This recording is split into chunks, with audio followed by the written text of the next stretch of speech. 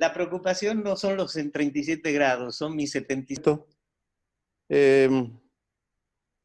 Todo nace de una plática el sábado pasado con Javier Nava. Oye, veo que tienes ahí la foto de tu abuelo.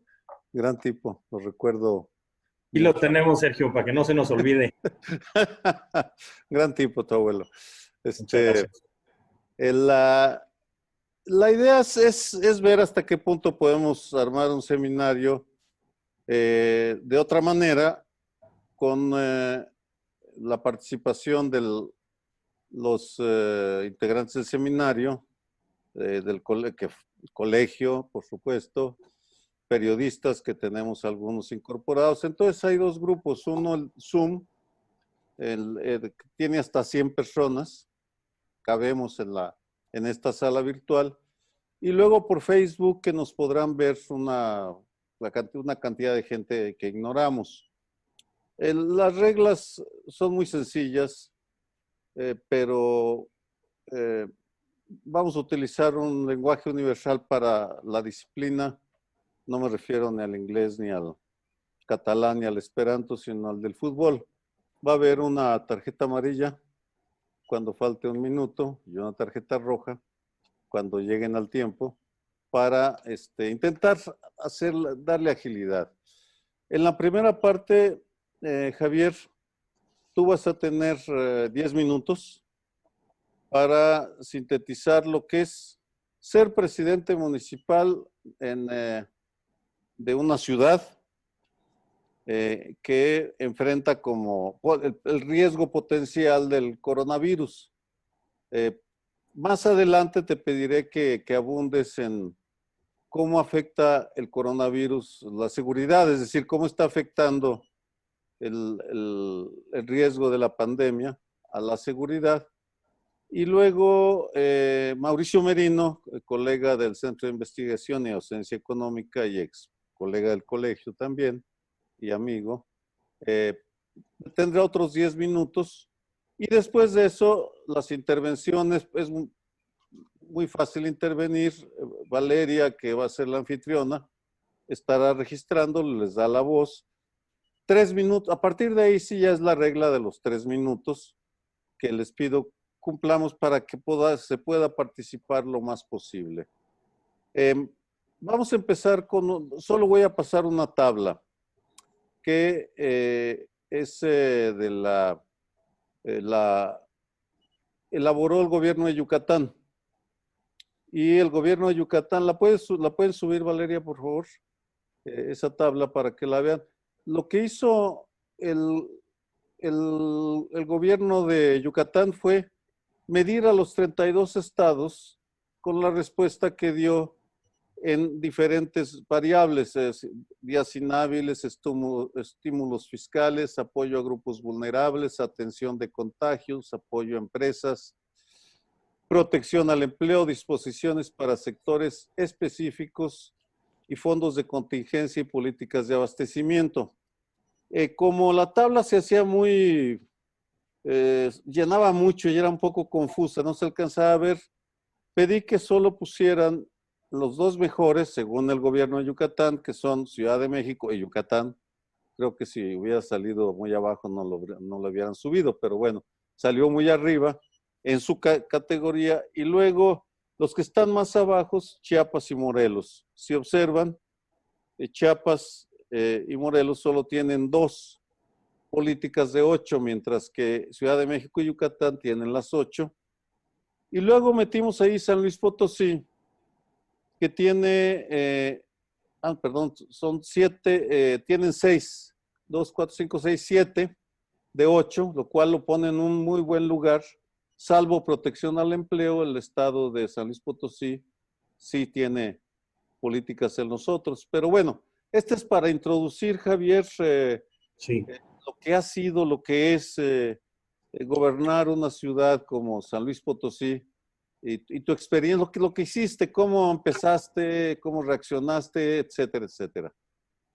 Claro que sí, Sergio, y muchas gracias por la oportunidad, a ustedes, al colegio, por atender un poco esta problemática que, créanos, no nunca está uno preparado, ¿no?, para este tipo de cosas desde un gobierno municipal. Yo no había estado en esta posición, pero creo que sí te tiene que hacer sacar como muchos, digamos, de las propias relaciones que uno puede llegar a tener, cómo establecer esos vínculos con la propia sociedad, porque si no, solos se vuelve complejísimo este tema.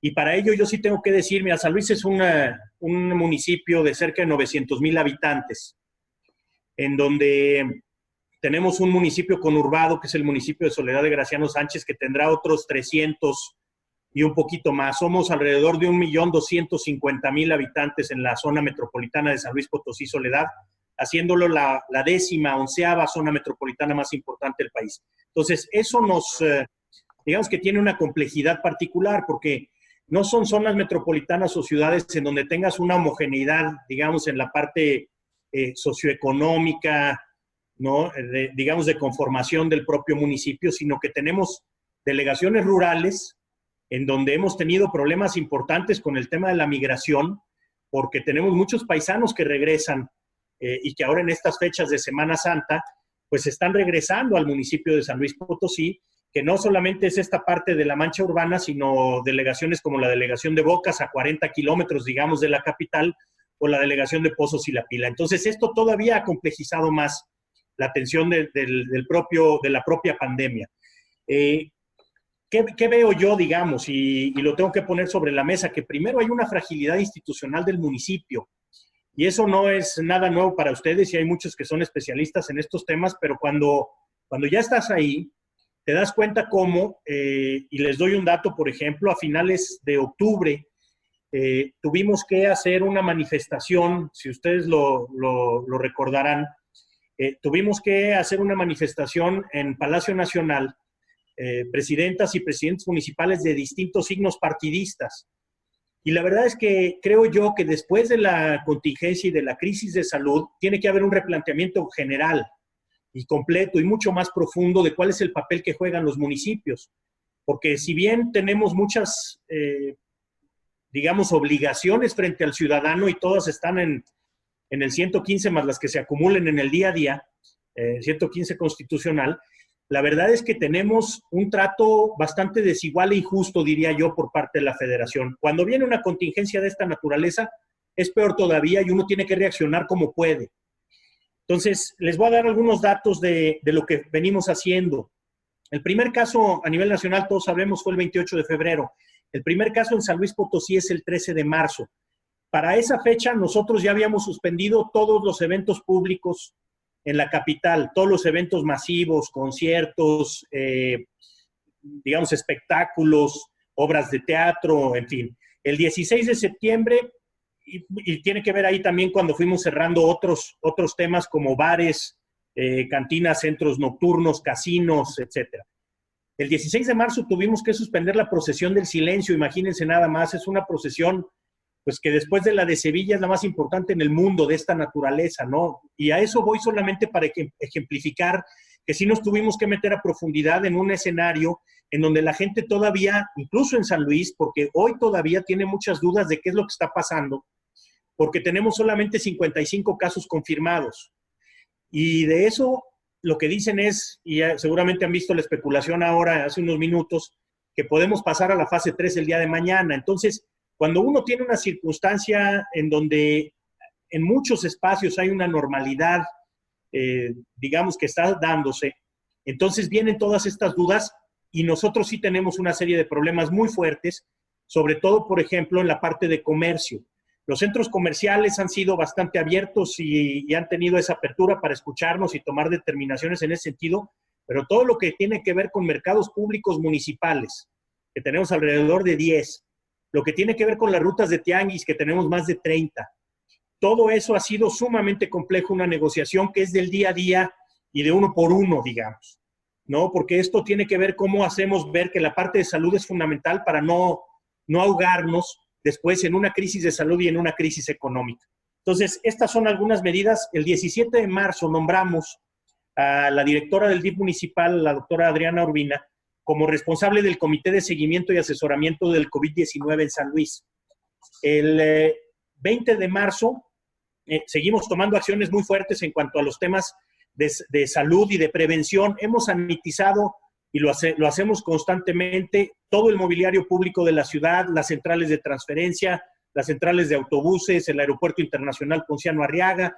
En fin, esto es constante, las instancias de salubridad, la unidad administrativa, todos los espacios públicos, eso lo hemos venido haciendo. Y otra cosa importantísima que tiene que ver con cómo sí nos metimos también en la parte de salud. Nosotros tenemos centros de desarrollo comunitario, muchos en la ciudad, en el municipio. Lo que hicimos desde hace tiempo atrás es que nos metimos a crear unidades de salud integrales en los centros de desarrollo comunitario. No en todos, pero sí en 5 de ellos en el municipio. Ahora tenemos nosotros estas unidades monitoras auxiliares, que es la figura que ha dado, digamos, salud a nivel federal, pero municipales, en donde ya tenemos 2. Una en la zona norte de la ciudad y una en la zona sur, en estos centros de desarrollo comunitario, y lo que son, bueno, pues su nombre lo dice, son monitoras auxiliares. Nosotros estamos recibiendo posibles pacientes con coronavirus, se les hace un diagnóstico inicial, se les hacen las pruebas y después se canalizan. Pero no solo eso, y también hay que decirlo, que nosotros pudimos evitar por una planeación previa. Tenemos más de 20,000 familias incorporadas a programas de desarrollo social del municipio. Estos son becas educativas, apoyo a jefas y jefes de familia y adultos mayores con una corresponsabilidad con el municipio. Pero todos estos apoyos están bancarizados. Todos los que están dentro de los programas de desarrollo social tienen una cuenta bancaria. Y es uno de los primeros, digamos, esfuerzos a nivel nacional que se hacen porque es bien complicado. Vemos que ahora el gobierno federal está teniendo muchos problemas en las aglomeraciones de personas porque tienen que entregar los apoyos y todos se están entregando en efectivo. Seguimos avanzando, digamos, llevamos a cabo estos cierres de algunos mercados públicos, cuando menos en todo lo que es no esencial. El 25 de marzo, esto es, pues hace ya 3 semanas, quizá un poco más, anunciamos el programa emergente de reactivación económica.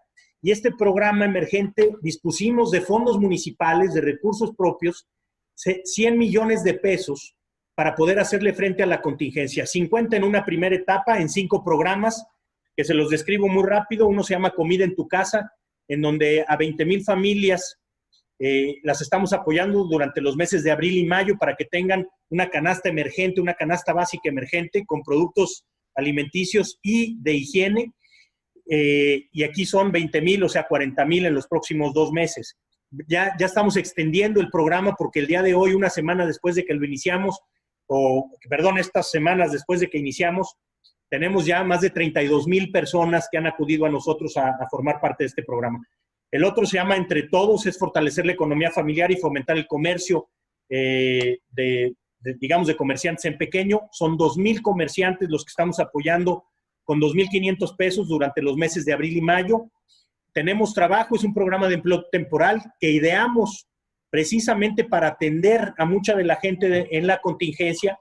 Y aquí van a ser 2,300 apoyos, 2,300 beneficiarios, con un apoyo mensual de 1,500 pesos durante abril, mayo y junio. Otro programa que se llama Mantén tu Negocio, que es para contribuir a la protección de micros y pequeñas empresas del municipio. Vamos a apoyarlas con 2,500 pesos por empresa beneficiaria al mes durante abril, mayo, junio y julio. Y el último se llama Conservar al Trabajador y es subsidiar a personas físicas con actividad empresarial o personas morales. Son 400 beneficiarios y lo que no queremos aquí es que despidan a los empleados, sino que les puedan pagar en esta bolsa de recursos. Vamos a apoyar a las empresas con 6,250 pesos mensuales durante los meses de abril, mayo, junio y julio. Estos, digamos, es a grandes rasgos lo que hemos venido haciendo, digamos, en la parte de prevención y salud.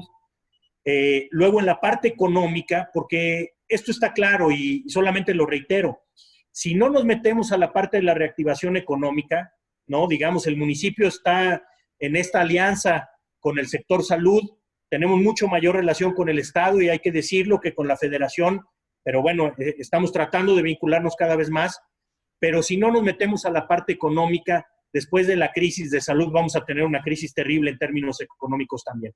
Entonces, venimos trabajando. El municipio, debemos de resaltar esto, creo yo.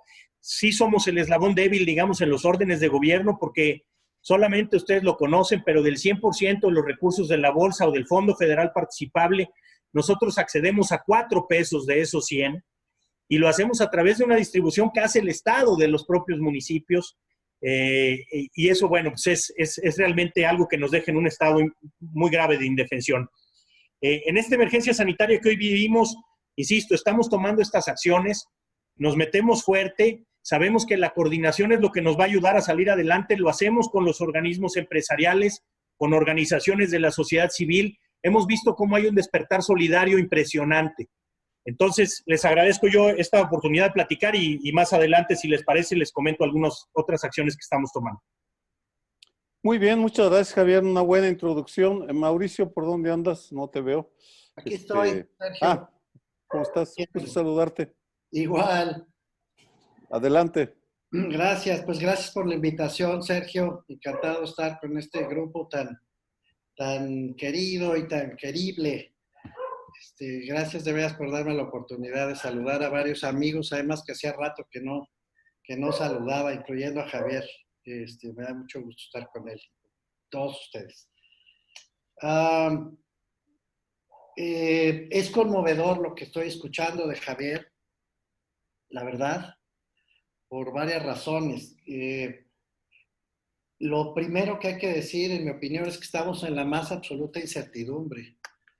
Es decir, no creo que tras esta crisis se haya logrado articular todavía ni siquiera un diagnóstico exacto de cuáles van a ser las secuelas, tanto desde el punto de vista de salud como de la disposición de infraestructura, de acceso a los derechos básicos, a la salud, a la vida, ya de eso estamos hablando en este momento, como lo decía ya Javier, la salida que le vamos a dar a los problemas económicos y a los problemas de seguridad, que también no lo mencionó Javier, pero que seguramente van a estar presentes a lo largo de estas semanas y muy probablemente después de que tengamos ya algo de horizonte más o menos claro. Entonces, incertidumbre, una enorme debilidad institucional, que es la que se ha venido reflejando también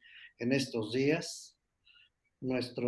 Ya sabemos que el Estado en México es un Estado frágil, débil, complicado, pero esta vez es muy elocuente la debilidad institucional que estamos viviendo en el país. Y en este sentido todavía hay que añadir, creo yo, Javier, con mucho cuidado, no lo dice, yo sí debo meter a la ecuación la polarización, el desencuentro político en el que nos encontramos un día sí y otro también. No parece haber condiciones razonables para poder establecer por lo menos un acuerdo en lo fundamental, diría Otero, ¿no? De lo básico primero para sobrevivir como sociedad y salir adelante en las cuestiones económicas básicas y darnos seguridad en los próximos años. Está prevaleciendo un tono de confrontación, de conflicto creciente, que emana desde la Presidencia de la República, no tiene ningún sentido negar esto, pero que empieza a permear ya en el resto de la sociedad. Entonces, incertidumbre, debilidad institucional, la única certeza que tenemos es que no vamos a salir bien librados desde el punto de vista económico de esta pandemia. Eso ya es un hecho, no hay manera de recuperar el crecimiento económico en los próximos meses ni años probablemente, y sin embargo pues no estamos siendo diestros, no estamos siendo suficientemente capaces para organizar los medios escasos que tenemos. Lo dice bien Javier, yo coincido con él, la parte más cercana, se decía, a la sociedad es el municipio, el gobierno más cercano, pero es también el más débil. No desperdicio tiempo haciendo el diagnóstico que todos conocemos. Es la diversidad de la que habla Javier, qué bueno que lo ha dicho. No solamente es cierto, tiene que ver con el tipo de municipio. Uno creería que San Luis Potosí, que pertenece al top 10, ¿no?, de los municipios exitosos del país, no tiene una diversidad interna, hay una enorme dificultades dentro del municipio. No es que haya municipios pobres, es que dentro de los municipios no tan pobres o no pobres en absoluto hay muchos pobres y hay mucha diversidad y muchas dificultades que enfrentar, como las que acaba de anunciar Abuela Pájaro Javier. Entonces, tomar en cuenta que la diversidad es un rasgo municipal, pero que dentro de los municipios hay otra lógica de diversidad que también debe ser atendida por los muy precarios gobiernos municipales que tenemos, me parece un dato fundamental. Hay tres cosas que quiero comentar, Sergio, para abrir el debate y de las que escucho, que se derivan de lo que escucho de Javier y de los apuntes que tenía. El primero es que coincido absolutamente con que el municipio ya estaba mal antes de esta crisis y hoy es evidentísimo, es a todas luces claro que con el diseño municipal que tenemos, el país no puede seguir lidiando. Hay una agenda pendiente de reflexión sobre qué queremos como Estado de nuestros gobiernos locales, hasta dónde queremos que actúen, qué tantas facultades queremos que sigan teniendo con tan escasos recursos y qué tanto vamos a seguir sometiéndolos incluso a la triple captura, diría yo, la captura de los partidos políticos y el conflicto electoral, la captura de los gobernadores y ahora del presidente de la República, la captura del crimen organizado, que es a todas luces una de las más fuertes y las que han desafiado con mayor potencia al municipio. Es un tema que no podemos pasar inadvertido, pero que en este momento pues, es inútil abrir un debate de esta envergadura. Entonces, la siguiente cuestión es cómo vamos a enfrentar la crisis que estamos viviendo. A mí me llama mucho la atención, he comentado con el titular del INAFE, tengo una buena relación con Rafael, y él mismo me decía, no, es que la lógica del Consejo de Salubridad General es coordinarse con los gobernadores. No queremos abrir el abanico en este momento de coordinación con los municipios, entre otras razones porque no tenemos claridad sobre qué pedirles a los municipios ni en qué sentido pedírselos. Así que la coordinación será con los gobernadores y serán los gobernadores los que irán regulando la relación con los alcaldes, dependiendo de sus propias capacidades. Es decir, el municipio no está todavía en la ecuación para salir al paso de esta crisis desde el plano sanitario, desde el plano del Consejo de Salubridad General. No están siendo considerados, lo digo enfáticamente, como un actor relevante. Tanto así que la única información que hasta ahora se ha publicado, y fue hace apenas 24, 48 horas, sobre la evolución de la pandemia a nivel municipal, la sacó la UNAM. De no haber sido por la UNAM, no se había presionado a la Secretaría de Salud para finalmente publicar la base de datos con la que ya estamos trabajando. Pues estoy hablando de las últimas 48 horas. No teníamos información municipal hasta hace, insisto, muy poco, un par de días atrás. Es decir, no está el municipio en la ecuación. Entonces, en realidad se le está pidiendo a cada alcalde que haga lo que buenamente pueda hacer y lo que su imaginación, su respaldo público le permitan llevar adelante.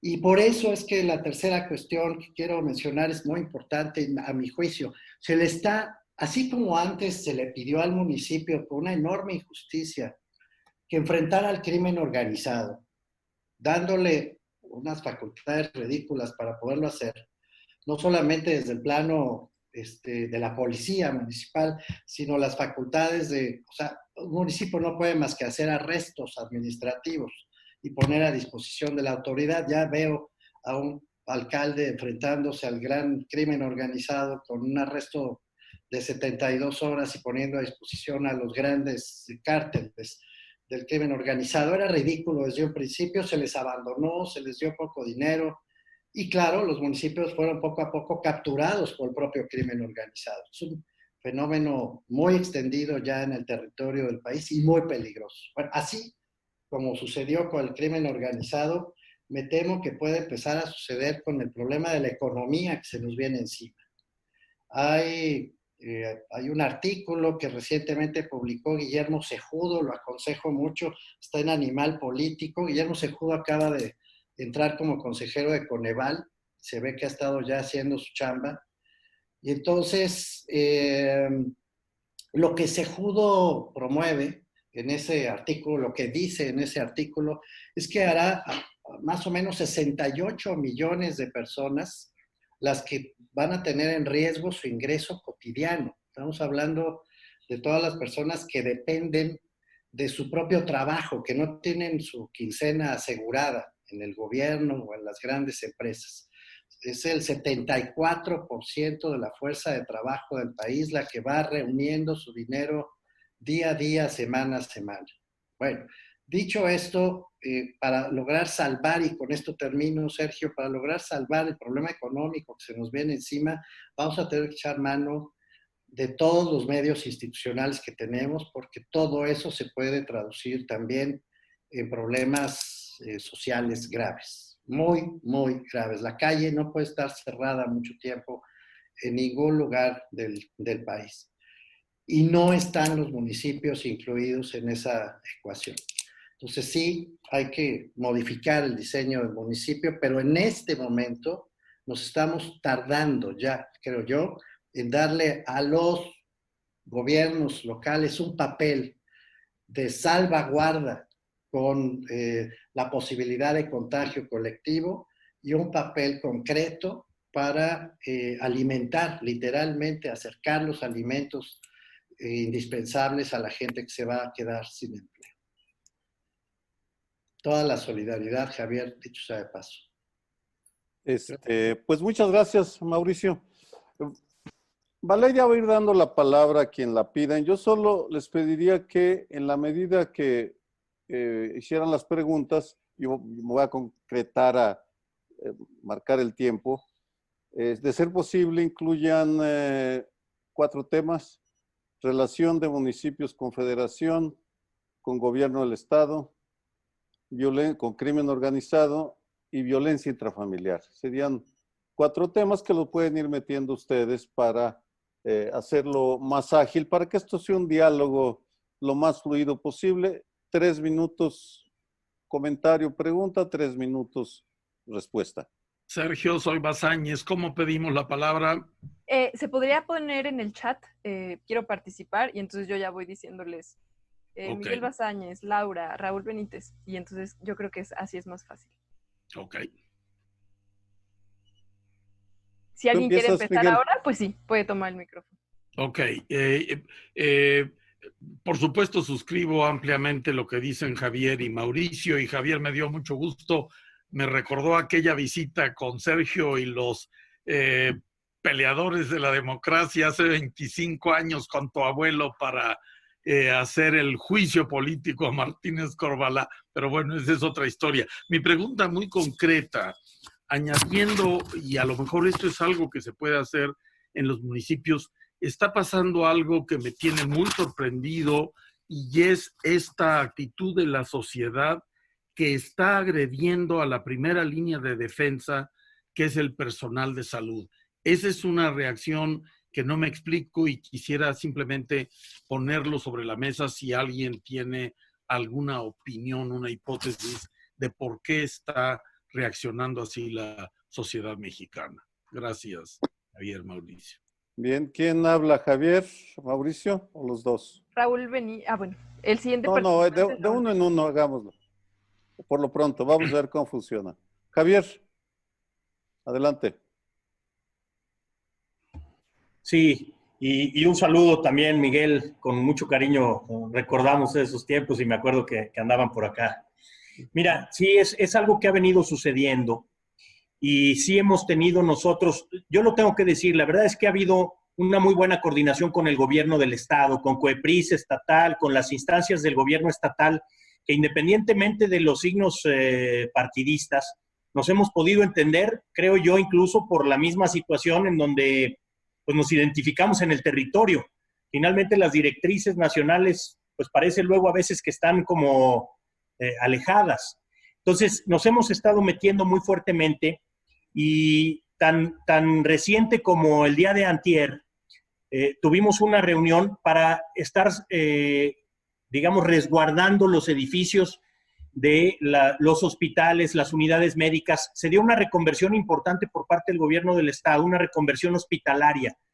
lo que hicieron fue acomodar los espacios que son exclusivos de COVID, los espacios que pueden tener, digamos, atenciones diversas, pero ya tuvimos una reunión de seguridad precisamente para salvaguardar al personal médico, porque sí sucedió, de hecho tuvimos nosotros un caso en donde una madre, una mujer y sus hijos agredieron a una enfermera aquí en una colonia, digamos, del centro de la ciudad.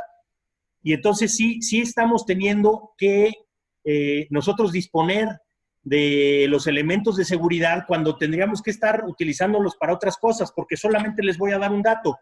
Lo platicábamos el otro día con Mauricio, con Jacobo Dayan, Tomás Calvillo, pero sí hemos tenido un incremento importante de violencia intrafamiliar, digamos, del mes de febrero al mes de marzo y abril.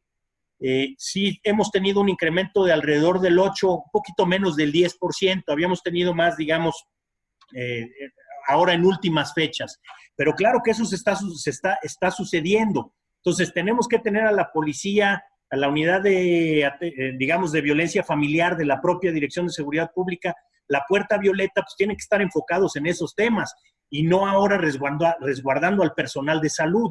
Entonces sí me parece que esto otra vez en la sociedad tiene que haber también estas campañas de concientización, de saber que estamos todos viviendo una situación que nadie conocemos, digamos, en la incertidumbre que plantea Mauricio, porque es verdad, no sabemos qué es lo que está sucediendo bien a bien, y la gente, digamos, de escasos recursos en las colonias populares, pues menos. Se le pide quédate en casa, que es, digamos, lo que va a detener la pandemia. La pandemia no se detiene en los hospitales, se detiene con el aislamiento y digamos, la separación entre los contagiados, o los que están contagiados y los que pueden ser contagiados, pero la verdad es que tenemos que ser muy puntuales en eso, y por eso yo sí creo que debe de haber mucha concientización, y no estoy seguro que se esté dando en campañas nacionales, con toda la fuerza, invirtiendo en los recursos, y yo creo que también mandando dinero a los estados y municipios para que esto suceda.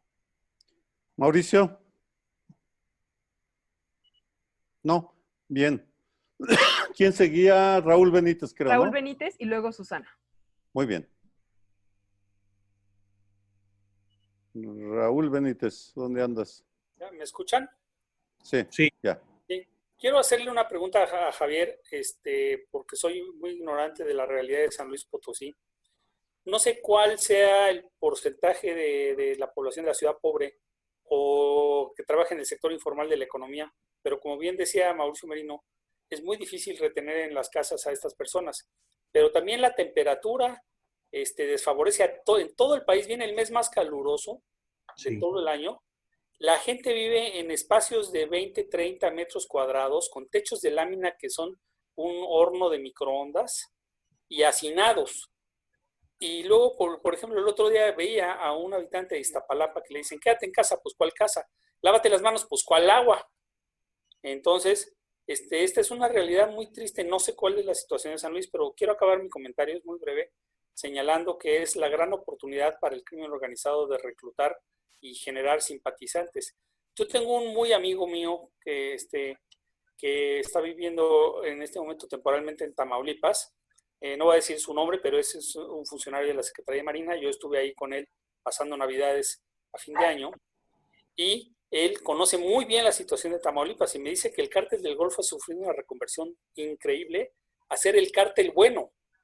Y el cártel bueno quiere decir que en la carretera que va de Tampico a Matamoros, hacen rondines el cártel del Golfo, y si ven una persona que se le ponchó la llanta, se bajan, le ayudan a cambiar la llanta, la llevan a la gasolinera, regresan, le colocan la llanta inflada y le dan las gracias, le dicen que es del cártel del Golfo y les dan sus datos. El cártel del Golfo en este momento está distribuyendo cajas de comida en los pueblos y las lleva abiertamente en camionetas porque no van armados. Tampoco está prohibido dar cajas que digan cartel del Golfo, eso no está prohibido en ningún lado.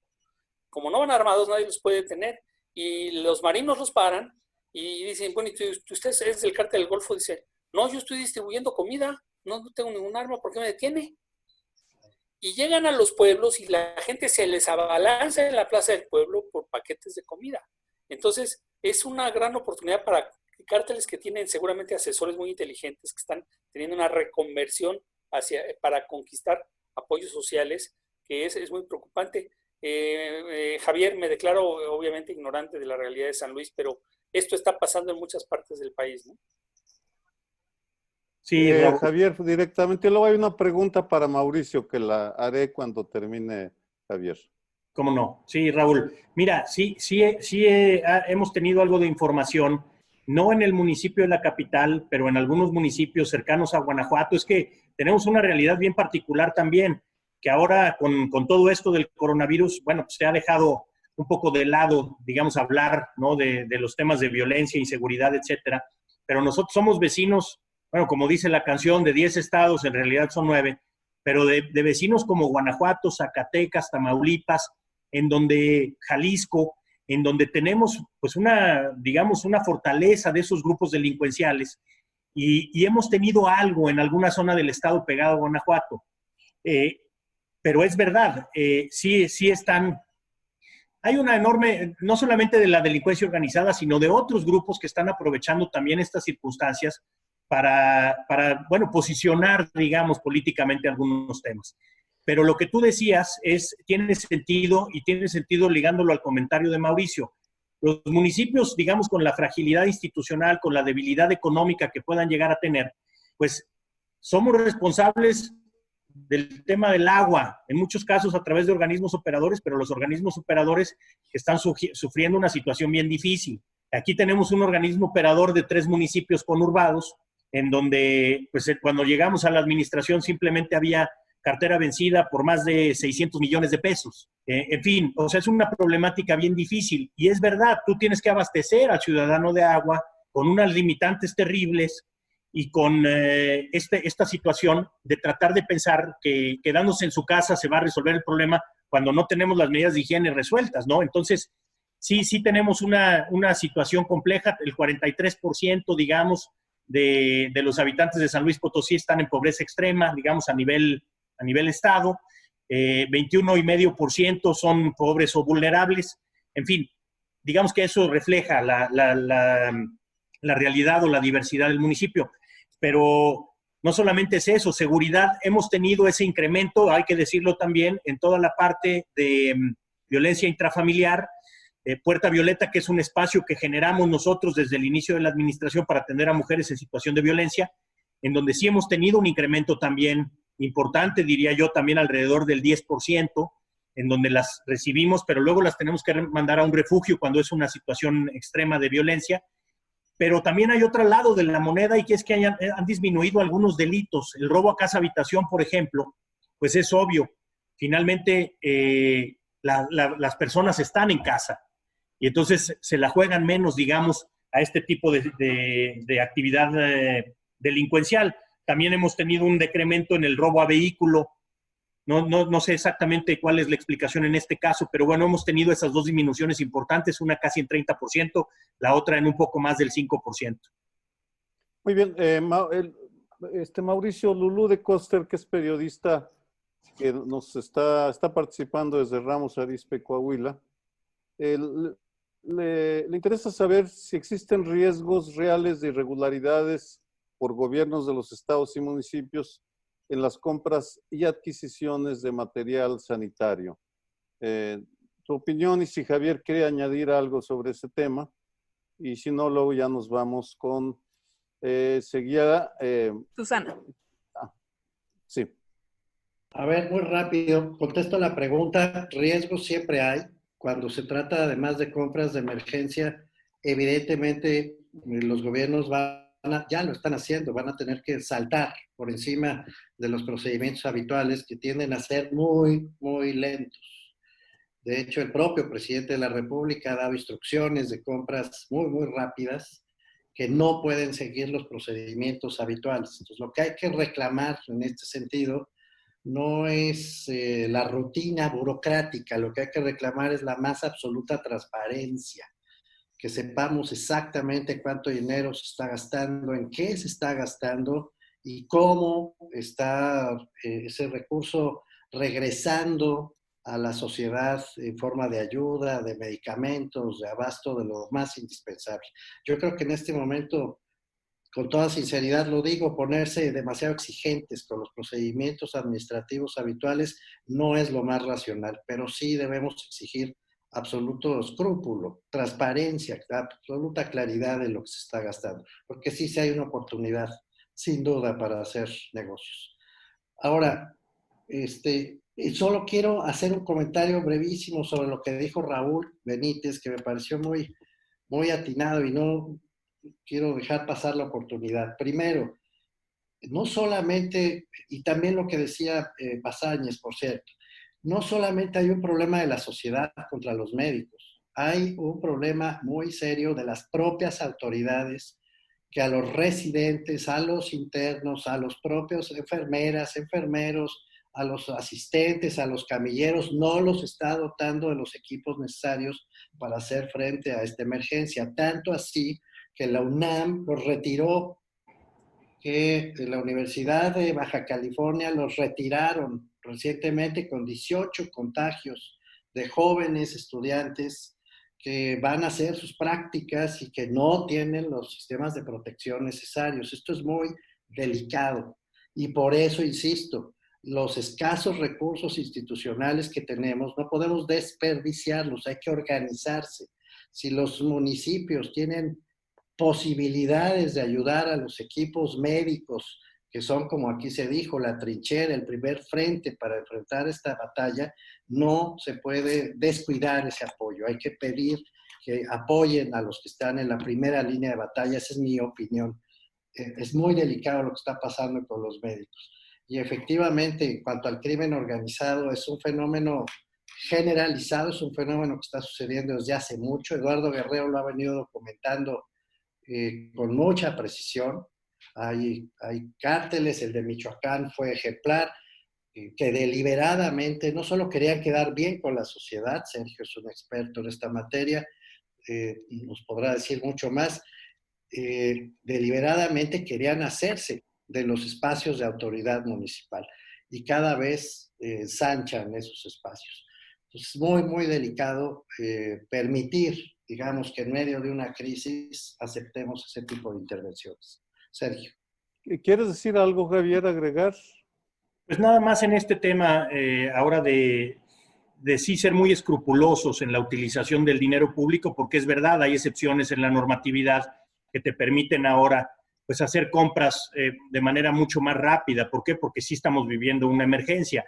Lo que sí creo es que, híjole, sería terrible y eso no puede pasarse por alto, que aprovechen quienes están dirigiendo ahí los destinos de algunos municipios o de las autoridades estatales o federales, aprovecharse de esto para incurrir en actos de corrupción. Me parece que debería de ser muy, muy escrupuloso todo este manejo del dinero y que la sociedad esté encima y revisando, porque se presta seguramente para ello y no debe de suceder. Tenemos que ahora en estos momentos ser solidarios y tratar de evitar cualquier situación de riesgo, y yo sí pediría también pues que los ciudadanos estén ahí. Finalmente son estos monitores, estos auditores del dinero público y entiendo perfectamente la pregunta. Sí, seguramente se puede dar a eso y nosotros estaremos evitando que suceda en cualquier momento, en cualquier instancia. Oye, vale, ¿quién sigue? Yo ya me hice bolas. Sigue Susana. Susana Chacón, adelante. Gracias, Sergio. Gracias, Vale. Gracias a todos. Yo tengo 3 puntos muy concretos, 3 preocupaciones que evidentemente se han planteado sobre la mesa, pero la primera es algo que mencionaba Mauricio, que realmente me llama mucho la atención, que no se haya podido hacer hasta ahora, y tal vez es el momento de oportunidad justamente para aprovechar. Los municipios son las instancias que mayor cercanía tienen con la localidad. Y como mencionaba Mauricio, efectivamente pareciera ser que la federación y los gobiernos locales pues no le dan importancia a esto. Yo creo que estamos en el momento de que justamente podamos aprovechar, Javier, no sé tú cómo lo veas, evidentemente la complicación inmediata y diaria, tú la vives en todo momento y hay municipios muchísimo más desgastados y más vulnerables que los que se tienen en San Luis Potosí, pero efectivamente quien más conoce a la población, las carencias, las vulnerabilidades, pues es el municipio, no es ni el Estado ni es el gobierno federal.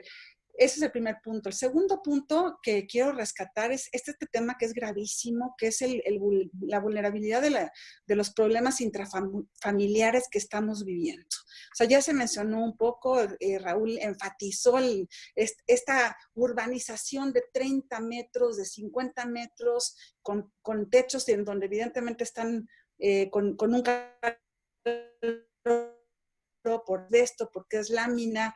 Efectivamente, ¿cómo podemos apoyar desde el municipio para lo que desde el Centro Tepoztlán, Víctor Urquidi, hemos planteado como sanidad mental, apoyos psicológicos para todas estas personas que tienen que estar en su casa, que están viviendo cotidianamente una violencia intrafamiliar y que, por supuesto, esto no va a acabar, esto apenas está empezando. Y mi tercer punto tiene que ver con esto que mencionó Raúl y ahora en este momento Mauricio, que sí lo quiero enfatizar porque es sumamente grave. O sea, todos hemos visto fotos, tanto del cártel del Golfo como del cártel de Jalisco Nueva Generación, entregando despensas, entregando bienes a las comunidades.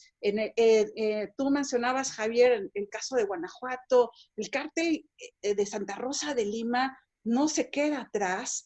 En Guanajuato, no nada más en San Luis Potosí, tenemos la amenaza del cártel Jalisco Nueva Generación, por supuesto la familia michoacana y por supuesto Santa Rosa de Lima. Entonces, ahí hay algo muy, muy latente de lo cual como que siento que los gobiernos formales no están tomando una actuación para evitar que estos espacios vacíos que no toma justamente el gobierno federal y que no apoya con recursos de otra naturaleza, los diferentes grupos de crimen organizado, por supuesto que están llenando estos vacíos y evidentemente la sociedad se los agradece porque no reciben de nadie más ningún tipo de apoyo. Javier. Sí. Hola, Susana. Y Susana a lo mejor no se acuerda de mí, pero fue mi maestra en la Ibero. Claro que me... Saludarte. Mira, sí, yo insisto en esa parte de que hay una enorme fragilidad institucional de parte del municipio y es verdad, los problemas no se los piden que se los resuelva alguien que está a 500 kilómetros o 1000 o 800, sino quienes estamos aquí cerca. Y por eso los palacios municipales o las unidades administrativas están siempre llenas de manifestaciones y de gente exigiendo sus derechos. Porque, por ejemplo, el tema del agua pues, es un derecho humano y hay que actuar en consecuencia. Les platico rapidísimo un tema que estamos llevando a cabo en San Luis y es una controversia constitucional, porque nuestra Constitución, después de la reforma de 1999 al 115 constitucional, la Constitución municipal en 2 artículos particularmente nunca se adecuó. Y entonces el gobierno municipal o los gobiernos municipales tienen que pedirle al Congreso autorización para poder enajenar bienes o para poder llevar a cabo solicitudes de préstamos o de créditos. Y eso parece que es normal, porque hay muchos lugares en donde así sucede y no se ha hecho nada. Pero sí creo que debemos de ser mucho más implacables en la defensa del municipio libre. Y eso nos va a ayudar también. Hemos hecho varias propuestas, formamos parte de agrupaciones de municipios. Yo estoy en ANAC, pero también en CONAM. Pero algo que ha surgido después de estas manifestaciones que se han hecho, porque quizá esas organizaciones tienen a lo mejor a veces tintes partidistas, y eso es lo que debemos dejar a un lado, sobre todo en la defensa del municipio. Y lo que debemos de buscar, creo yo, es, por ejemplo, darle un carácter a las asociaciones municipales constitucional y que puedan pelear como espacios realmente en donde sí esté algo en disputa real, ¿no? No nada más ir a plantarte frente a una autoridad y tener cierta interlocución, sino que logremos recursos, que logremos apoyos, una interlocución directa, y que así como la CONAGO existe, digamos, en términos de los gobiernos estatales, yo no sé si eso resuelve los problemas de los estados, me imagino que no, pero deberíamos de tener espacios de interlocución formales y mucho más, digamos, de peso para poder tomar estas determinaciones. La violencia intrafamiliar, todo lo que tiene que ver con la crisis de las personas ahora, porque sí hay una afectación psicológica fuerte, eso lo estamos viendo nosotros también. Tenemos terapias a través del DIF municipal, hacemos programas a través de cultura municipal, de otras áreas, porque la gente no puede estar en estos espacios tan reducidos. Estábamos nosotros en una conformación de los programas de ordenamiento territorial y desarrollo urbano, precisamente para repensar la ciudad completa, ¿no? La mancha urbana. ¿Cómo le hacemos para que tengas otro tipo de espacios y no los cotos, en donde siempre hay ese hacinamiento o generen incluso más violencia, ¿no? Donde tienes corredores larguísimos de puras bardas en zonas residenciales, donde la calle es terrible, sobre todo para las mujeres y otros grupos vulnerables. Entonces, mira, nos estamos dando cuenta de muchas cosas, Susana. Ojalá tengamos también el tiempo y la posibilidad de seguir discutiendo y debatiendo con estos grupos, porque creo que vale la pena hacerlo y encontrar un nuevo rol del municipio. Es verdad, somos los que estamos más cerca y los que menos herramientas tenemos. Y luego con la polarización que decía Mauricio, pues me parece realmente absurdo estar pensando en estas discusiones, incluso de política o de colores partidistas, cuando, ¿no?, que está sucediendo en el país, cuando nos debemos de centrar todos en cómo salimos de la crisis y cómo nos reconstruimos completamente, en el tejido social, pero también en el tejido institucional. Bien, sigue Elena Saola y luego voy a hacer una pregunta que va a tocar a Mauricio Merino y a Javier responder. Una viene de Quintana Roo y otra de Campeche, pero cuando termine la parte de Elena. Elena. ¿Qué tal? Sí, yo quería un poquito recoger algunos de los elementos que han señalado en un principio Miguel, también Javier y el propio Mauricio, respecto a esta preocupación de todas las agresiones que estamos viendo en contra de los médicos, pero también las propias expresiones de los médicos y su inconformidad absolutamente justificada porque hay tamales, Dios mío, oaxaqueños aquí en la calle, pero en fin.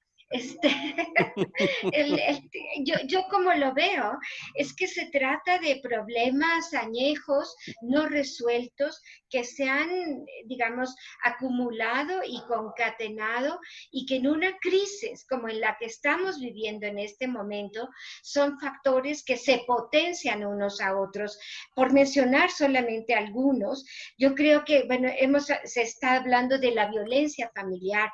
Quiero colocar también la bajísima y pobrísima calidad de la educación cívica, que se evidencia en todas estas expresiones que estamos mencionando. El hecho de que la gente no cree, no confía y no respeta a la autoridad en general. Hay como, digamos, a lo mejor está bien ganado esa falta de respeto en algunos casos, por lo menos hacia la autoridad, pero es algo que se pone en evidencia, o sea, cómo la gente atenta a entrar por la fuerza contra un hospital y lo vamos a ir viendo cada día más. Yo creo que, bueno, todas estas son cosas que preocupan y que, bueno, sobre todo ponen el dedo en la llaga de una descomposición social brutal, de una ruptura enorme entre Estado y sociedad, que no es momento para ¿cómo decir?, para tratar de saldar o de trabajar, pero que se va a visualizar cada vez más. Y bueno, y todos los efectos que esto va a traer. Yo creo que estas expresiones violentas en la familia, en los hospitales, los saqueos, los vamos a ir viendo cada vez más. Y el tema de que se ha pedido ya que militares y marinos tomen cuidado de los hospitales y están ya a las puertas listos para impedir que la gente vaya a llegar ahí por la fuerza y con la desesperación. O sea, verdaderamente es un cóctel, insisto, de problemas viejos, acumulados, no resueltos, que se potencian unos a otros en este momento y que forman realmente un cóctel explosivo y mucho más, no solo ante la crisis de salud, sino, como bien se ha dicho, la crisis económica, el hambre directamente. Y bueno, yo creo que esto sí es un escenario que me parece preocupante. Muy bien. ¿Quién comenta, Javier o Mauricio? Por los dos. Mauricio. Mauricio. No, yo no puedo estar más de acuerdo con Elenita, como siempre. Pero añado que a mí me encantaría que aprendiéramos a fijar las prioridades Creo que uno de los grandes defectos de nuestro Estado es su incapacidad para fijar prioridades, ¿no? Sí. No resisto a hacer esta broma, pero ahora que se hizo la política nacional anticorrupción, sacaron un documento con 80 prioridades, ¿no? Que revela claramente que no tienen claro de qué se trata. Yo creo que en este momento cuidarnos y cuidar al sistema de salud, a la gente que encarna el sistema de salud, ha de ser una prioridad, sin lugar a dudas. Que tengan los medios, que tengan los recursos, ya dijimos, todos los sistemas de protección para poder actuar. Esta es la prioridad indiscutible, en mi opinión, en este momento. Y la segunda prioridad es que todo este desasosiego económico que ya está viviéndose en las calles no produzca pues situaciones terribles, ¿no? Quiero decir, que haya comida. No va a haber empleo, pero sí que haya protección. Estas dos, desde mi punto de vista, deberían ser las prioridades. En este sentido, a mí me parece francamente lamentable que no se haya lanzado ya un proyecto de articulación, de solidaridad social, comunitaria, con los alcaldes, con las organizaciones, con todo el mundo, para poner atención en esas dos prioridades. Y sí añado, yo esperaba que el gobierno mexicano tuviera mayor flexibilidad, ya de eso se habló mucho, pero sí creo que debemos pugnar todavía por una renta mínima vital. Ya sé que suena muy audaz, pero prefiero 1000 veces, que no se complete a tiempo Dos Bocas o el tren o lo que sea, y que haya en cambio ese dinero para poner por 6 meses una renta mínima vital justamente para potencialmente 68 millones de personas que pueden ver en riesgo su ingreso cotidiano por el próximo semestre. Después se puede eliminar y regresar a los grandes proyectos si es que el país lo resiste. Nada más, Sergio. Javier. Sí, coincido también, por supuesto, con esto. Y con esto último también que dice Mauricio. Digamos que también ese es el llamado que se hizo hace unos días, ¿no? Por parte del Papa Francisco del tema de la renta básica y muchas propuestas que hay en ese sentido sobre la mesa. Y nosotros así, digamos, eso es lo que consideramos. Y en el tema debe de existir estas políticas de apoyo a los diferentes sectores perfectamente bien segmentados. Y nosotros en nuestras limitaciones pudimos lograr esto, digamos, con una bolsa de 100 millones de pesos. Yo me imagino que es lo que se puede lograr, digamos, desde otros espacios para poder juntar esos recursos, porque también los órdenes de gobierno deberíamos de estar vinculados para lograr tener una estrategia conjunta, incluso en los apoyos socioeconómicos, en los apoyos económicos o en los apoyos de crédito, en fin, de todo lo que se pudiera lograr estructurar. Pero también coincido, me parece que falta esa articulación. Y la articulación, bueno, se da seguramente si existe también la confianza entre los actores y eso es lo que deberíamos nosotros de buscar. En la parte solamente de la violencia, sí, ahora nos cae todo un tema que no teníamos contemplado, ¿no? Finalmente estábamos metidos realmente en un esquema de seguridad en donde hemos venido buscando desde el inicio de la administración y hemos tenido muchos apoyos, hay que decirlo. Por ejemplo, construimos un modelo que se llama Centro Unión, aquí en San Luis Potosí, que es una unidad de prevención social de la violencia y el delito, con participación ciudadana, donde la Unión Europea nos dio afortunadamente un donativo importante de cerca de 500,000 euros. Y a través de eso estamos metidos en la conformación de, no solamente a través de las juntas de mejoras, sino de comités de seguridad para la paz, de otros esquemas de interlocución con el ciudadano para que regrese a confiar en la autoridad municipal, porque créanos, lo que nos dejaron, pues no se lo deseo yo a nadie, ¿no?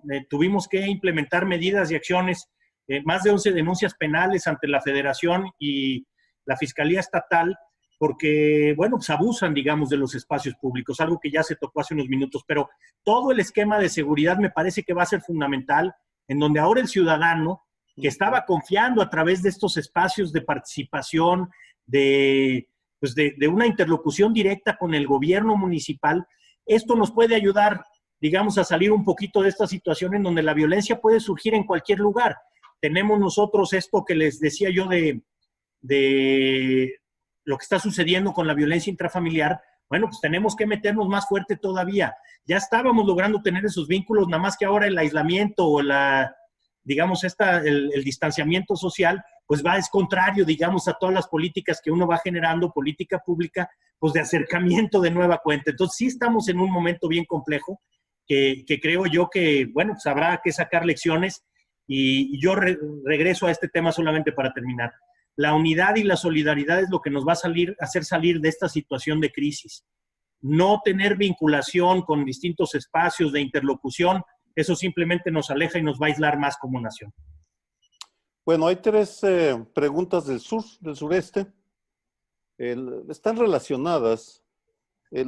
La primera es del Comité de Participación Ciudadana de Quintana Roo, que plantea cómo lograr la autonomía real de los municipios y una fortaleza institucional. Y luego vienen dos preguntas, una de Yucatán, de Oscar Chan, de una comunidad maya, que se queja de que las autoridades locales no encabezan, no toman el liderazgo para atender los problemas. Y luego Oscar López Chan, de Campeche, que pide opinión sobre los municipios que se van al otro extremo y que cierran los accesos y dicen aquí no entra nadie para no contaminarnos. Entonces, bueno, son variaciones sobre el mismo tema. En un caso, protagonismo, liderazgo extremo de llevar aquí no entran, y en el otro de decir, pues, ¿qué les pasa que no se involucran? Mientras que en Quintana Roo se preguntan cómo lograr tener más fortaleza y más autonomía. ¿Quién empieza, Mauricio? ¿Javier? Bueno, empiezo yo para a ver, me llama la atención, pero también me sirve como respaldo que las preguntas de Oscar Chan y de Oscar López Chan revelan la inexistencia de una política articulada de intervención de los gobiernos municipales. Pues cada quien está reaccionando como puede, desde su propia imaginación. Es una prueba inequívoca. Han salido apenas unos primeros lineamientos, insisto, de la Secretaría de Salud, pero no hay una estrategia nacional de intervención por parte de los gobiernos municipales. Así que, bueno, más elocuente no puede ser. A todas luces se necesita la existencia de esa estrategia. Mi deseo, mi sueño guajiro sería que esa estrategia pase, por cierto, por la idea del fortalecimiento municipal, pero con una salvedad. Fortalecer municipios no equivale a fortalecer a los presidentes municipales y a los regidores. No es lo mismo. No. Este es un viejo debate que planteaba Arnaldo Córdoba, lo recordarán ustedes. No es lo mismo hablar de la autonomía municipal desde la soberanía de las personas que plantearlo desde la soberanía de los partidos políticos que gobiernan a los municipios. Son dos planos completamente distintos. Es tan elocuente el argumento como decir vamos a fortalecer la democracia creyendo que fortalecer a los partidos o a sus dirigentes es fortalecer la vida democrática y ya. No. Fortalecer municipios, fortalecer autonomía, por supuesto que sí, pero desde la sociedad, desde su capacidad de organización, desde su capacidad de vigilancia, desde su capacidad de respuesta, con toda la diversidad que esto supone. Ese es otro seminario, no desarrollo la idea, porque es otro seminario que ojalá hagamos pronto, Sergio. Pero sí, yo sí creo que ha habido un daño en la idea según la cual fortalecer municipios es fortalecer a los presidentes. Y de hecho, las asociaciones de municipios no han prosperado lo suficiente porque se han enfrentado con los gobernadores pidiendo espacios de poder propio, no pidiendo espacios para la sociedad, para la organización comunitaria y para resolver problemas locales. Hasta ahí. Javier. Sí, yo creo que sí hay distintas acciones y premisas que hay que poner sobre la mesa para el fortalecimiento de los municipios. Yo diría, y tomando en cuenta este comentario, finalmente es verdad, ¿no? Cuando se vuelven representaciones partidarias, creo que ahí es donde otra vez se vuelve a enredar la cosa, ¿no? Y si eres de un partido, entonces tienes ciertos apoyos. Cuando esto es discrecional, me parece también que afecta, digamos, esa vida municipal. pero sí creo que hay temas que hay que abordar y insisto, también no son quizá de este momento porque estamos en una crisis de salud y generando una situación compleja en materia económica, pero me parece que los municipios deben de buscar sí tener un trato mucho más justo cuando se tiene que hablar de la definición de los recursos públicos para atender las necesidades de la gente. Porque ahí está otra vez este mismo tema de que nosotros estamos sujetos a resultados todos los días.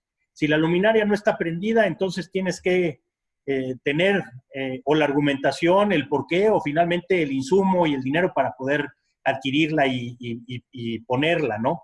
Así con todo lo demás, el agua, la seguridad pública, los servicios públicos municipales. Pero la ley de coordinación fiscal me parece que debería de sufrir modificaciones sin duda. Otro tiene que ver cómo le hacemos para institucionalizar procesos, los reglamentos municipales, todo. Cuando nosotros llegamos al gobierno nos encontramos con que no había un reglamento del DIF, sino que tenía 30 años. No había, digamos, la instancia de las mujeres para poder atender la política pública en función del trabajo de la mujer. Y pensando también que San Luis podría pensarse en esos municipios, ¿no? Como una capital que tiene cierto potencial, pero no existían estos espacios, no existía la unidad de atención a los pueblos indígenas en la propia capital. Entonces nos falta mucho por hacer. Yo diría que tenemos que ir avanzando y no hay un modelo único, pero sí cada uno que llegue debe de buscar también cuáles son esas prácticas, cuáles son esos espacios ya conquistados por otras autoridades municipales y luego tener una articulación. Y en función de la articulación, quizá no sea a través de las asociaciones de municipios, no lo sé, pero sí creo que debe de existir esta coordinación, este diálogo con todos los que estamos buscando que las cosas cambien, porque como están, no solamente en la crisis, en la no crisis, difícilmente le puedes hacer frente a las necesidades de la gente. Mauricio, ¿quieres agregar algo? No, Sergio, muchas gracias. Bueno, aquí viene una pregunta con chanfle. Supongo que Desiree Tapia vive en Morelos, porque comenta algo que sucede en Cuautla, Morelos, donde el municipio utiliza la fuerza pública para expulsar a los comerciantes del centro de la ciudad por la emergencia sanitaria. Hay videos que se observa que están realmente muy severos para que no haya aglomeraciones, lo que lleva al punto de el ambulantaje, la informalidad de la economía, que es la base del sustento de muchos municipios.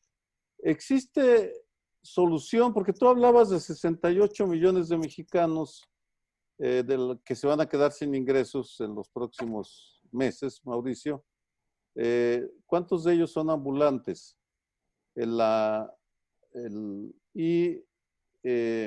¿Existe solución a ese tema? Ya sé que es muy difícil. Y luego Francia GH lanza una pregunta, un señalamiento de la opacidad en el Estado de México sobre la cantidad de personas que han dado positivo de coronavirus. Y se pregunta pues que si hay alguna forma de saberlo, lo que lleva al tema de la información, la calidad de la información. Pero pues estamos ante dos aspectos bien estructurales: informalidad, ambulantes, acceso a la información. Y sé que ambos, tú tienes mucha experiencia en la práctica, Mauricio, y en la teoría, y tú, Javier, supongo que ahora te ha tocado lidiar con esos problemas. Si quieres empiezo entonces, sí. Sergio. Los datos que estoy dando, ya di mi fuente, se derivan de este análisis que nos propuso Guillermo Cejudo, están publicados en Animal Político, vale la pena revisarlos, está muy bien hecho el trabajo. Y a su vez está montado en el catálogo del INEGI sobre distintas ocupaciones. Todas aquellas ocupaciones, es un listado muy largo, que dependen, déjame frasearlo así para economía del lenguaje, que dependen de la calle, que no tienen un ingreso fijo más allá de su capacidad de venta, sea de venta de trabajo personal o sea de venta de objetos, de transacción de objetos, que en el día a día, todas esas personas suman en conjunto, ya di la cifra, 68 millones de trabajadores potenciales, es decir, según la definición de la OIT, para decirlo rápido, es todo el trabajo vulnerable. Así está clasificado y ese es el número que hay en el país. Es gigantesco, ¿eh? 74% de la fuerza de trabajo, de acuerdo con los datos ofrecidos por el propio INEGI. O sea, es muy serio el número y hay que tomárselo muy, muy en serio. Traigo a colación, no sé, por cierto, qué porcentaje, no tengo el dato en este momento ni manera, tendré que echarme a buscar en la base de datos, Sergio, entonces no sé exactamente qué porcentaje de ese 74 corresponde a los ambulantes, a la venta en la calle, no lo sé, pero seguramente es elevado. Es decir, debe andar, no quiero hacer conjeturas, pero recuerdo los mapas de la distribución del trabajo informal y debe andar por el 6-7% del total, que es muchísimo, ¿eh? Es una cantidad muy importante. Si a esto además le añades a las personas que trabajan con su cuenta, a los repartidores, ya las cifras empiezan a irse a las nubes. Y ninguno de ellos va a comer, va a sobrevivir solamente con los programas vigentes, los programas sociales de distribución de rentas estatales que están hoy en vigor. Es un tema de veras de la mayor envergadura. Añado una cosa para no perder el hilo respecto a la regulación de la que hablaba Javier, que tiene toda la razón. Hay un texto muy interesante de Teresita Rendón Huerta, que ahora es rectora, por cierto, del campus Guanajuato, de la Universidad de Guanajuato, una muy, muy respetada experta en derecho municipal, en las cuestiones jurídicas de los municipios. Ella se chutó todos los reglamentos municipales, su trabajo verdaderamente enciclopédico. Y lo que encuentra es que son, como bien dice Javier, inaplicables la gran mayoría de ellos. Y muchos de ellos están diseñados con el propósito deliberado de negociar. Son pisos para la negociación de la corrupción. O sea, tú pones el piso del reglamento y a partir de ahí negocias políticamente o negocias dinero. Y esto es una de las típicas regulaciones de los ambulantes, especialmente en los centros históricos de las grandes ciudades del país. Todos tienen reglamentos y ninguno se cumple. Muy bien.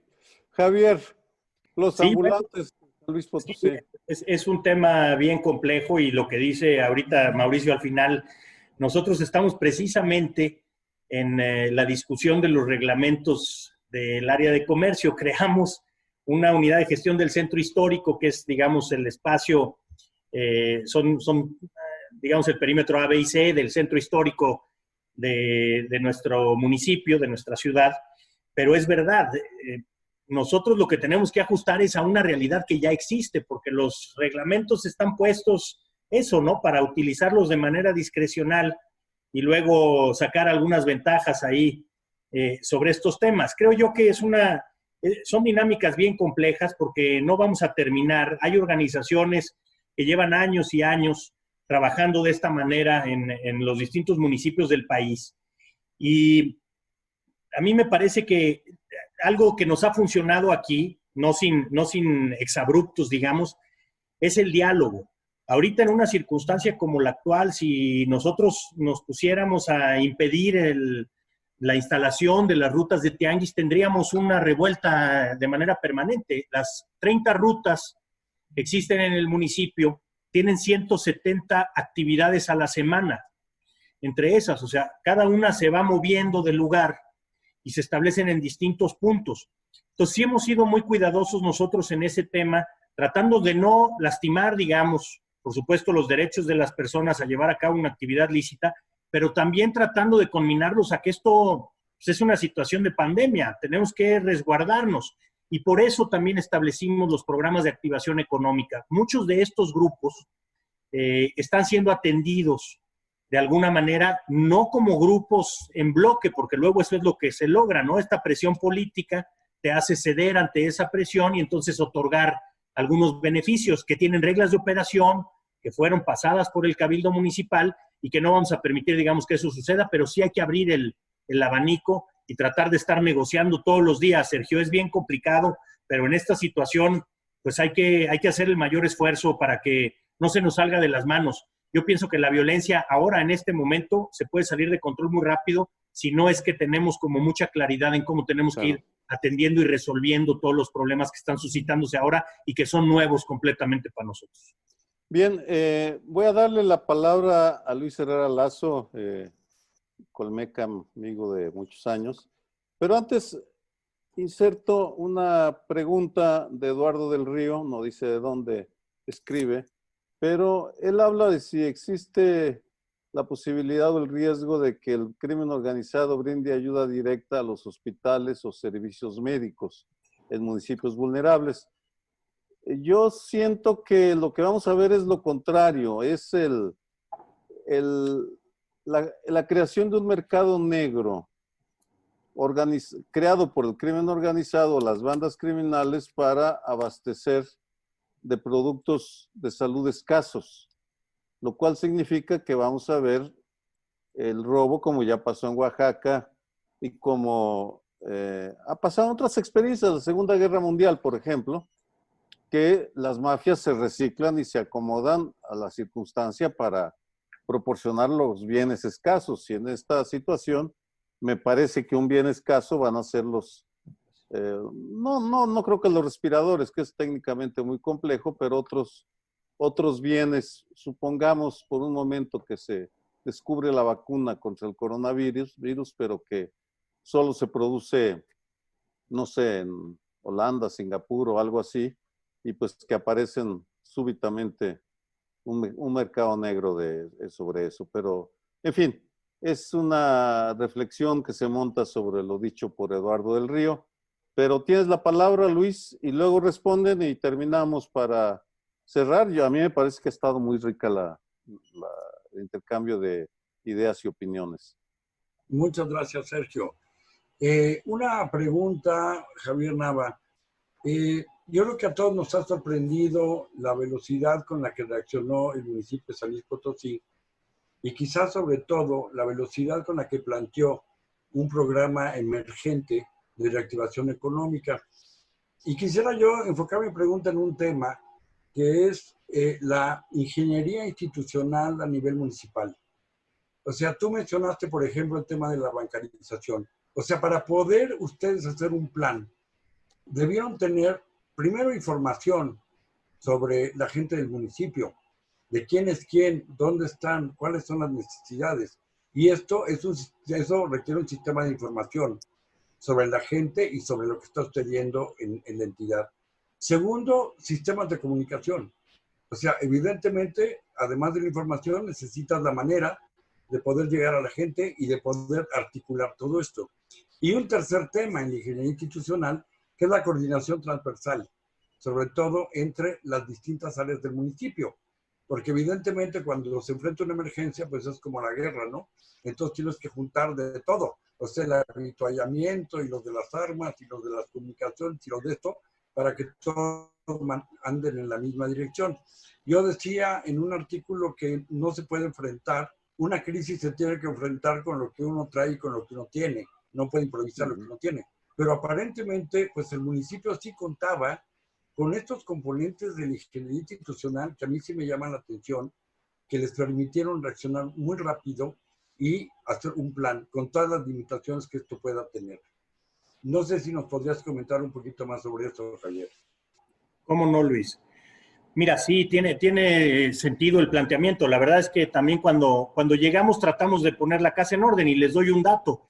Cuando llegamos había una deuda municipal de 1,400 millones de pesos. Hoy, a un año y medio, no llegamos a 700 millones de pesos, digamos, en esa misma deuda. Pues hemos tratado de ir ordenando la casa y creo que tiene sentido en el planteamiento. Cuando llegamos a implementar los programas sociales, pues nos podríamos haber seguido con la inercia y no tener ni siquiera reglas de operación para los programas o estar repartiendo algunos apoyos.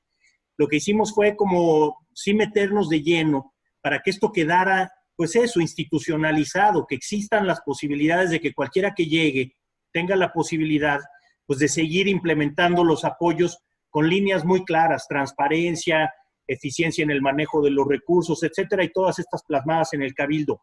Para el tema de los programas sociales, que nosotros repartimos ahora estos apoyos, son 20,000 familias beneficiadas, más otras 5,000 en un programa distinto que se llama De Piso a Techo es tu Derecho, que es un programa de infraestructura en vivienda, pero llevamos a cabo a través de la Dirección de Desarrollo Social 75,000 censos, 75,000 cuestionarios en todo el municipio para ir buscando quiénes tenían o tienen una necesidad mayor, digamos, y hacer un censo de personas en situaciones de vulnerabilidad, de riesgo. Ahora para nosotros fue muy fácil, de alguna manera, pues encontrar quienes en esta contingencia sanitaria tienen problemas diversos de salud o tienen alguna discapacidad o en fin, porque eso todo ya lo habíamos hecho durante el año 2019.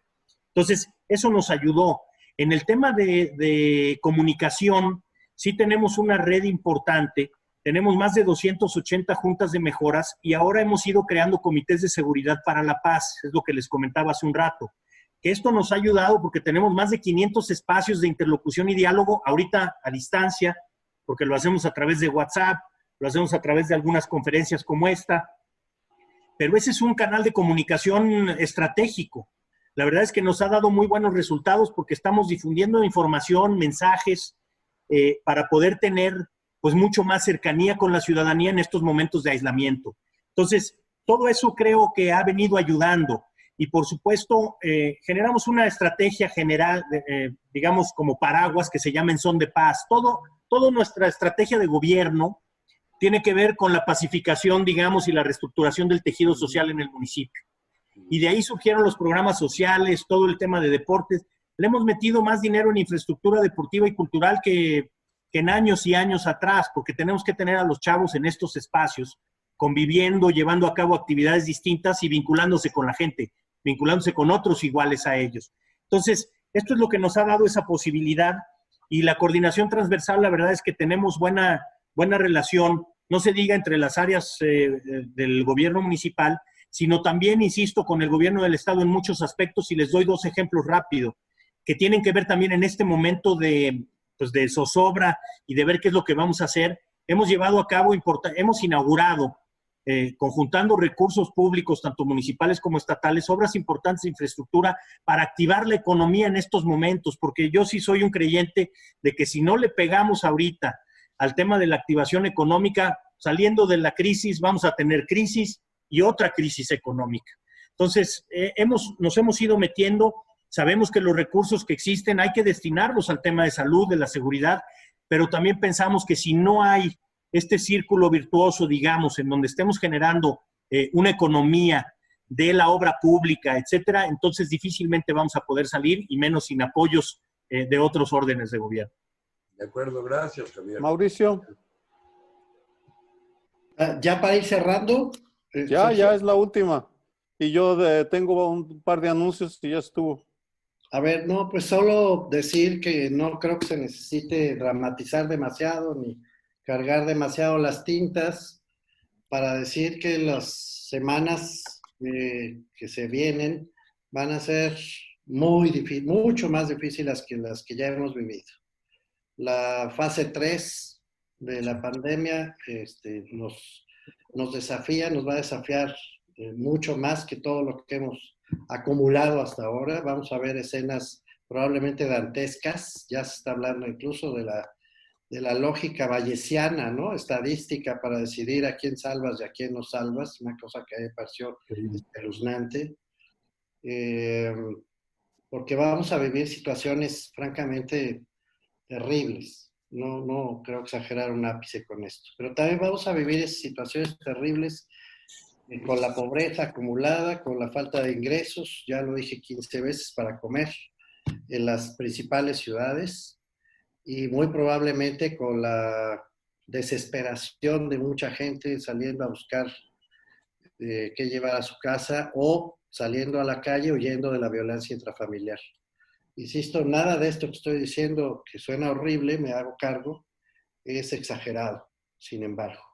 Entonces, yo sí apelaría, deseo muy sinceramente que haya liderazgos políticos suficientes para organizar lo poco institucional que tenemos en el país. Tenemos instituciones muy débiles, no es necesario insistir sobre esto, pero hay instituciones. Entonces, el problema es darles organización y darles un sentido por lo menos inmediato.